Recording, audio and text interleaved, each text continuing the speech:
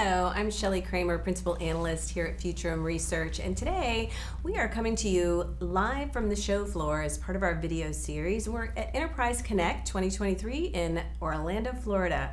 I'm joined today by Geoff Huang. He is the VP of Solutions and Product Marketing for Webex by Cisco, and we are going to chat today about some of the exciting things that Cisco announced at Enterprise Connect. Geoff, welcome. I'm so glad to have you. Thank you. Glad to be here. Absolutely, absolutely. So we just saw Snora giving the keynote. Lots of things to be excited about. Yes. Talk with me a little bit about some of the things, and I know it's a long list. It is a long list. Talk with me a little bit about some of the things announced this week. Yeah, so Snorri, fantastic job, right? A lot of energy, brought it on stage. And really the announcements that we had were focused on the unrivaled experiences that Webex delivered. Like, we really have been focusing a lot on making sure that regardless, across our entire portfolio, we're delivering unrivaled experiences. And so we think about this in three buckets. We think about this in terms of our reimagined workspaces, which is our devices portfolio. And Snorri had some pretty cool things to show. He had what we call meeting zones, which is the ability to create a meeting room out of any space. You can define a collaboration space into a meeting zone, which is pretty cool, AI powered. And this helps with background noise? This helps with, if you think about an open collaboration space where you have maybe a WebEx board, and you want to create that into not just a collaboration space for the people there, but remotely as well, there could be a lot of distractions behind, right? So don't want to hear the noises behind you, but also very importantly, you don't want to see things that are going on behind you as well. Yeah. So you can create this virtual defined boundaries to create a meeting room out of that. I really like that. And this was kind of the lead up to a really exciting vision for the future that we're calling cinematic meetings that he announced. And so if you can think about almost like in a conference room when you have multiple cameras, almost as if that you had an AI director calling the shots, camera 3, camera 1, camera 2, to make sure that people who are talking are always framed the best, even if you're turning around suddenly or if you're having a side conversation. So that's a really exciting glimpse into what some of our video intelligence capabilities is going to deliver soon. Yeah, that's really exciting. Yeah, I'm pretty excited about that. He also talked about optimized collaboration, which is delivered by our WebEx suite. And a lot of really cool things to talk about there. Again, just on the background and the work that Webex has been doing around purpose-built AI for collaboration, we talked about super resolution, which is a really neat thing. And he had like three images that were side by side by side. 1080p video that comes out of the camera, but in a lot of cases, the video is downscaled to 270p, particularly if you're in low bandwidth situations. Right. If you were to zoom that up, it looks super blurry. Right. But with our AI super resolution, we're able to get that back up to 1080p with a crystal clear image. And on the slide that Snorri had, the super resolution actually had better definition and better clarity. It was a crisper image than the original, which is okay, well, that's kind of mind-blowing. It is, and it speaks to the innovation and the work that we've been doing at Webex for decades on AI. So it's pretty awesome there, and that really set the stage for a bunch of other capabilities that we have. There's an auto be right back mode. So if you're in a meeting and you stand up and you walk away, we have the ability to detect that you've left, and so we'll automatically blur the camera and have a little be right back. And when you come back to the screen, like, we'll automatically unblur the camera. It's just seamless. Totally seamless. Yeah, and I mean, really how many cool. times have you been in a situation where like the I do it all the time. Yeah. So Yeah. that was really cool. Some improvements to our 3D gestures, just for more inclusivity in the way people communicate. And then the third bucket was around our customer experience solutions, or our contact center, our CPaaS. And there, the announcement was our vision for the future, which is what we're calling the self-learning contact center. So really applying AI in our understanding of not just audio intelligence, video intelligence, but also a lot of the work that we've been doing in natural language understanding to go to really start to understand body language, right? If you think about a virtual contact center scenario, so a lot of neat things that are coming down the pike. Was a lot more that I didn't cover, but those are the highlights, and those are some of the ones that are, as I was working on the launch, the ones that really stood out to me. I was like, that's going to be pretty awesome when we release it.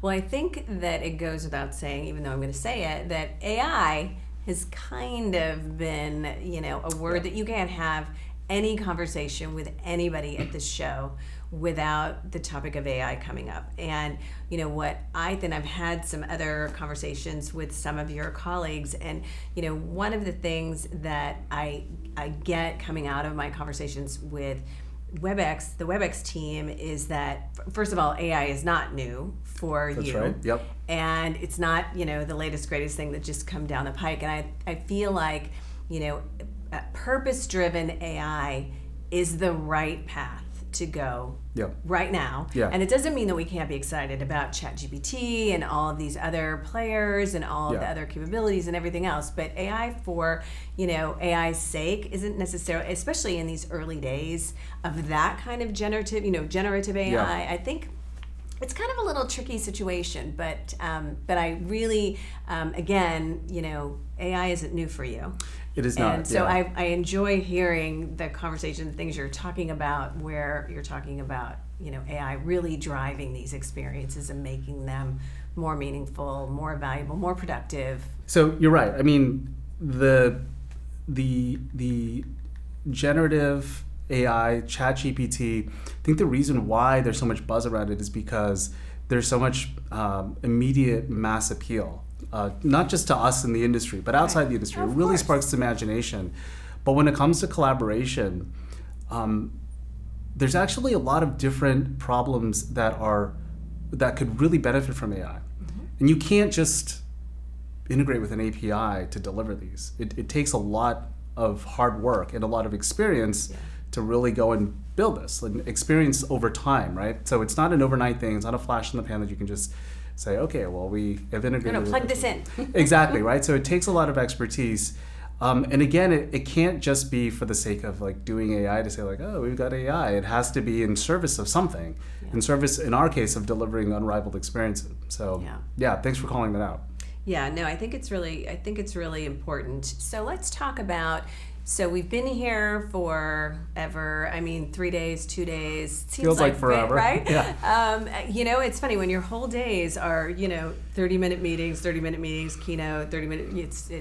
It's a long day, but it's great because there's a lot of things going on. So what are you walking away from this show with? What kind of conversations are you having? What kind of trends are you seeing? What's the most interesting? What I'm taking away is a real sense, a real understanding, particularly amongst the users, the decision makers, the conversations I've had, that there's an understanding that, okay, in 2020, 2021, there was a big rush. We all had to get everybody online. That's fine. But after reaching that sort of minimum bar, now, like, we are a very, very end user, like the experience of the end user counts for a lot. As it should. As it should, right? And like IT organizations have this all the time. Adoption is a big issue. If the things that they provide, the tools that they provide aren't great, people don't use it, what's the ROI? So what I'm taking away from the last couple of days is a real acknowledgement that focusing on the user experience, what is it like, and what is it like for the end user, is front of mind, top of mind, front and center is what I meant to say, for more and more, and that's just so encouraging to hear. Not just as somebody who's like working in the industry, but also as an end user myself, right? Like it really feels good. So I think that a lot of the conversations I've had just really focus on what does it take to deliver the best experiences, and I'm not just talking about like the quality of the video or the quality of the audio, but also what is the full experience like. And you've experienced this, I'm sure, but everyone who works at Webex or at Cisco will say you just have to experience like Webex. You have to be in front of it. You have to come to our booth. You have to see what it's like. And then you have this aha moment where you're like, oh my gosh, this really is so much better. So that is stuff that I've been really excited about, just experiencing that. Yeah, absolutely. So for my last question, I'm going to go back to the topic of AI. Yeah. And if you are talking with someone, or someone who's listening to or watching this conversation, and they are thinking about whether it's contact center, whether it's collab, whatever it is they're thinking about, and they're thinking about, oh, this AI business, like everybody's talking about it, what should I do? Where should they start? What should they be thinking about? My advice is think about the problem that you're trying to solve. What are the use cases? What are the drivers that are pushing you in your organization to think about some kind of technology investment, right? And then do the investigation. Like, what can AI offer there? Right. And then that'll lead you very quickly to figuring out who has really invested heavily in this, right? Again, going back to what I was saying, doing AI right is really, really hard. It's not just making sure that you have the right data scientists or machine learning experts to create the code. Of course, that's important. Right. But think about the things like, how do you manage this? What about privacy? And what about security? And particularly organizations are really concerned about security, right? Like, how do you make sure? As they should be. They should be, right? Yeah. So how do you make sure that like the models are really like protecting your data as they should be, right? So it, again, captures in the imagination a lot of this generative AI discussion, as it should, but dig into it and think about what would it be like to deploy in my organization. And that is a really important thing. Well, and what success looks like, what we're trying to solve for. I spent a lot of my career as a strategist, so it is really about technology is not the answer. No, it's an enabler, right? It's a supporting. It's part of the answer. And so figuring out what we're trying to solve for, what technology solutions are the best technology solutions, what vendor partners are the best vendor partners, all of those things are a part of the equation. 100%. Yeah, absolutely.